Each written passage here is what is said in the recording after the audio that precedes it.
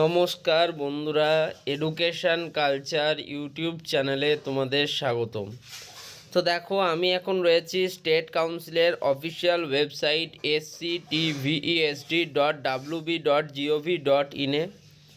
তো দেখো, তোমাদের যে ফিফথ ফেজ কাউন্সিলিং রিলেটেড যে মেসেজগুলো তোমাদের ফোনে এসেছিল, সেখানে তোমাদের জানানো হয়েছিল যে 8th আগস্ট 2024 থেকে শুরু করে 11th আগস্ট 2024 অবধি তোমাদের যে choice fill up process for fifth phase counselling সেটা শুরু হবে। এটা শুধুমাত্র তোমাদের প্রথমে মোবাইলে মেসেজ আসে, স্টেট কাউন্সিলের অফিসিয়াল ওয়েবসাইটের লিঙ্ক সেখানে দেওয়া থাকে।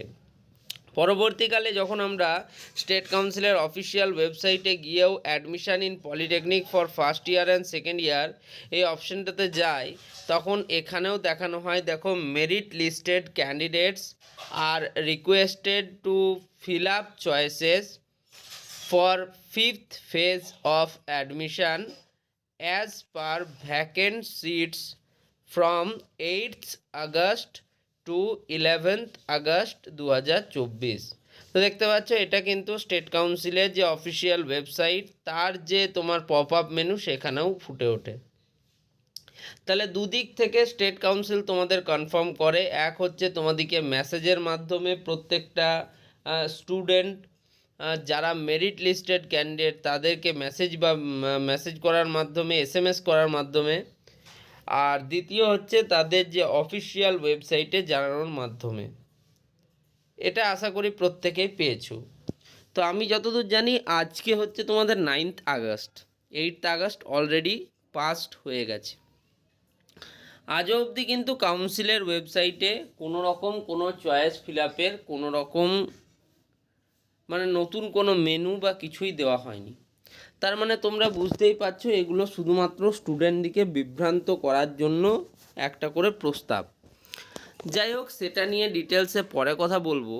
আমার যারা রয়েছো সাবস্ক্রাইবাররা, বন্ধুরা যারা ভাবছো যে তোমরা ফিফথ ফেজ কাউন্সিলিংয়ের জন্য বসবে, চয়েস ফিল আপ করবে, তো তাদেরকে কিছু কথা আমি বলবো ফিফথ ফেজ রিলেটেড।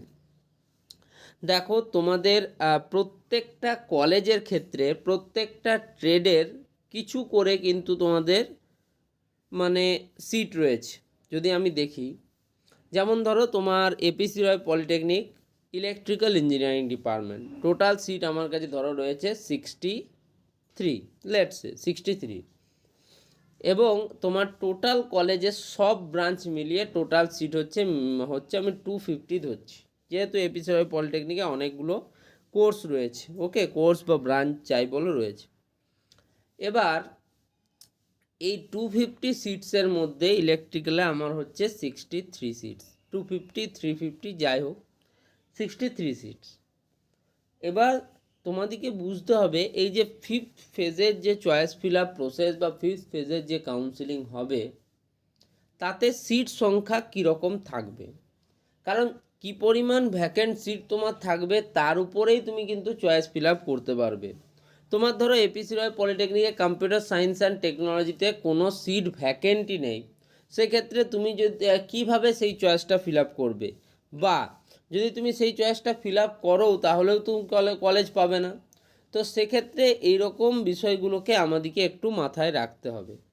কেন বলছি, এর আগে আমরা কিন্তু ফার্স্ট, সেকেন্ড, থার্ড এবং ফোর্থ ফেজ কাউন্সিলিং অলরেডি পার করে এসেছি।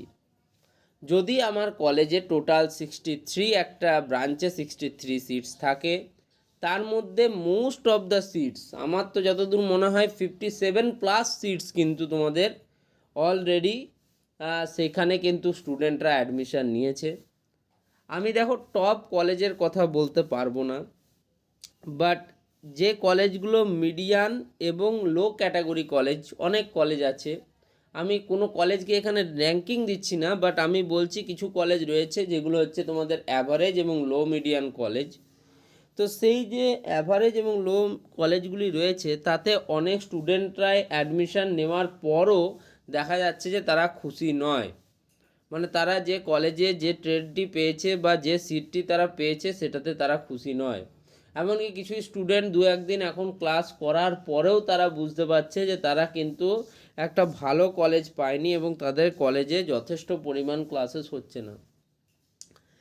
এরপর আরেকটা বিষয় আছে, তোমাদের থার্ড ফেজ অবধি মোটামুটি বেশিরভাগ স্টুডেন্ট কিন্তু যে কলেজ পেয়েছিলে তাতে অ্যাডমিশান নিয়েছো। তার কারণ বলি, তাই সেই কারণেই তোমরা দেখবে যারা অটো আপগ্রেডেশন করছিলে বারবার, তারা কিন্তু তোমাদের পুরনো কলেজটাই পাচ্ছিলে। খুব কম সংখ্যক স্টুডেন্টই আছে যারা কিন্তু তোমাদের অটো আপগ্রেডেশন বা upgradation for the next round এই অপশানে ক্লিক করার পর ওপরের সারির কলেজগুলো পেয়েছো, এমন খুব কম স্টুডেন্ট আছে। বেশিরভাগ স্টুডেন্টই আগে যে কলেজটি পেয়েছিলে সেই কলেজটি বহাল থেকে যায়। তার মানেটা কি? তার মানেটা এটাই বোঝায় যে তুমি তোমার উপরের র্যাঙ্কের যে কলেজগুলিকে সিলেক্ট করেছিলে তাতে যে সমস্ত স্টুডেন্টরা কোয়ালিফাই করেছিল বা সিট পেয়েছিল তারা সেখানে অ্যাডমিশান নিয়েছে। কিন্তু ফোর্থ ফেজের ক্ষেত্রে ব্যাপারটা সামান্য হলেও কিন্তু আলাদা হয়েছে। তোমরা বলবে স্যার কি আলাদা হয়েছে?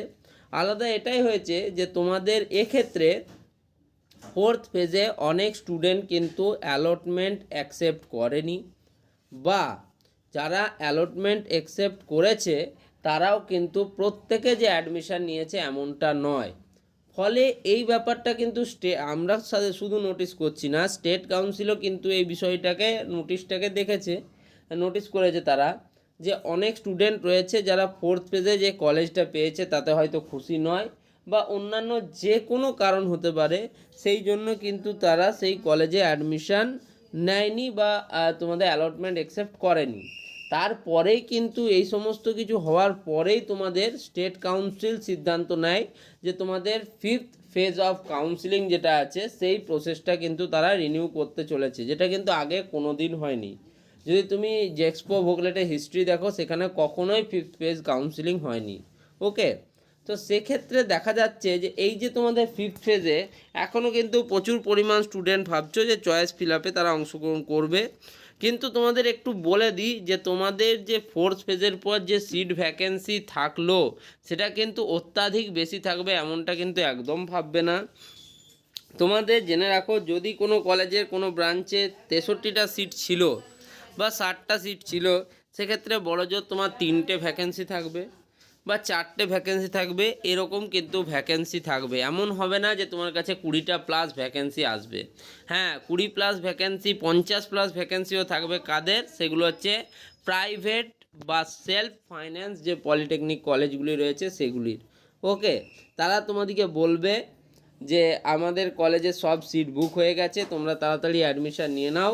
কিন্তু যখনই তোমার ভ্যাকেন্সি লিস্ট বেরোবে তুমি একটু ভালো করে চোখ বুলিয়ে নিও, সব থেকে বেশি ভ্যাকেন্সি সিট কিন্তু তাদেরই থাকবে। এটা কিন্তু আমি বলছি একদম 100% গ্যারেন্টি সহকারে দেখে নিও। ওকে, দেখো আমি কাউকে মোটিভেট বা ডিমোটিভেট কিছুই করছি না। তোমরা ফিফথ ফেজের জন্য চয়েস ফিল আপ তখনই তো করবে যখন তোমাদের ভ্যাকেন্সি লিস্ট এবং চয়েস ফিল আপ শুরু হবে। এখনও তো সেটাই স্টেট কাউন্সিল আনতে পারেনি। যাই হোক, আশা করি আজকে কিন্তু তোমাদের এই বিষয়ে একটা কোনো গুরুত্বপূর্ণ পদক্ষেপ দেখা যাবে, যেহেতু আজকে 9 তারিখ হয়ে গেল এবং তোমাদের যে 11ই আগস্টের ডেটটা, লাস্ট ডেটটা আমার মনে হচ্ছে বাড়বে, সেটা 12-13 এরকম কিন্তু করতে পারে, 1-2 দিন কিন্তু বাড়তেই পারে।